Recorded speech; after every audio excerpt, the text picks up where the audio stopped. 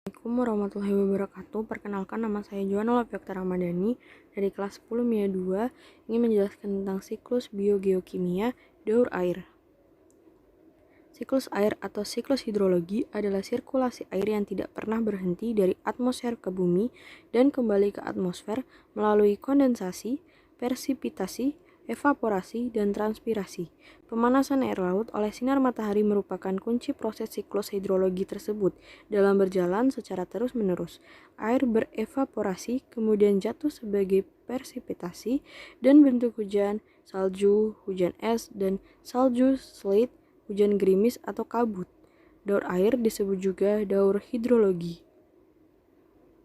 Secara garis besar, daur hidrologi dibedakan menjadi 3 macam, yaitu daur hidrologi pendek, daur hidrologi sedang, dan daur hidrologi panjang. Berikut ini penjelasannya. Daur hidrologi pendek, air laut menguap, uap air naik ke udara lalu bersatu menjadi awan. Pada ketinggian tertentu, awan mengalami kondensasi dan persipitasi menjadi titik-titik air, kemudian turun sebagai hujan. Pada daur hidrologi pendek ini terbentuknya awan dan hujan terjadi di atas laut, jadi hujan tidak mencapai daratan. Kedua, daur hidrologi sedang. Air laut menguap. Uap air naik ke udara dan terbawa angin sampai di atas daratan membentuk awan. Pada ketinggian tertentu, awan mengalami kondensasi dan persipitasi, membentuk titik-titik air, lalu turun sebagai hujan di daratan. Sebagian air meresap ke dalam tanah, sebagian lain kembali ke laut melalui sungai. Ketiga, daur hidrologi panjang. Uap air yang berasal dari penguapan air laut, kolam, danau, sungai maupun hasil transpirasi tumbuhan naik ke udara, lalu bersatu menjadi awan.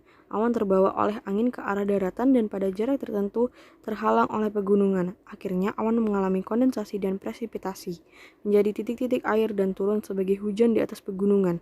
Air hujan meresap ke tanah di pegunungan, lalu diserap oleh tumbuhan di pegunungan muncul sebagai mata air. Melalui sungai, air mengalir kembali lagi ke laut. Tahapan dan urutan siklus air. Pertama, evaporasi.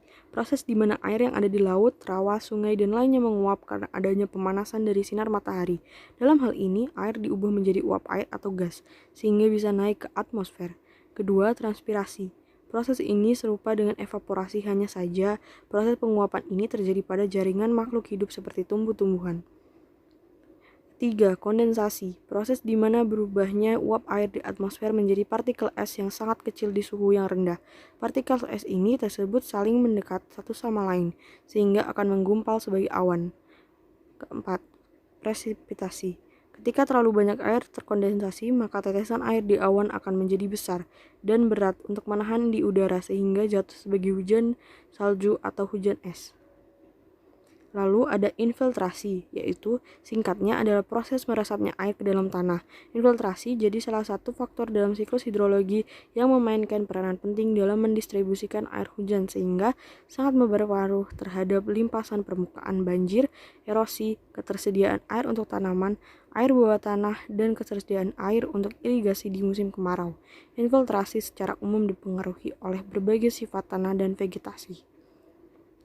Seperti inilah siklus daur air. Terima kasih.